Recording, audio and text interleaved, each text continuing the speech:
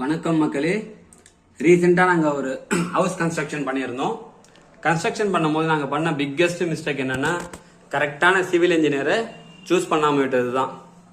யாரோ தெரிஞ்சவங்க சொன்னாங்கன்னு சொல்லிட்டு இமிடியேட்டாக ஒரு இன்ஜினியரை அப்பாயின்மெண்ட் பண்ணி வீடு கன்ஸ்ட்ரக்ஷன் பண்ணுற ஒர்க் அவர்கிட்ட ஹேண்ட் ஓவர் பண்ணிட்டோம்.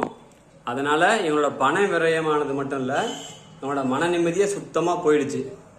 அவங்க பண்ணியிருக்க ஒர்க்கை பாருங்கள். இது எங்கள் வீட்டு பெட்ரூமில் இருக்க விண்டோ.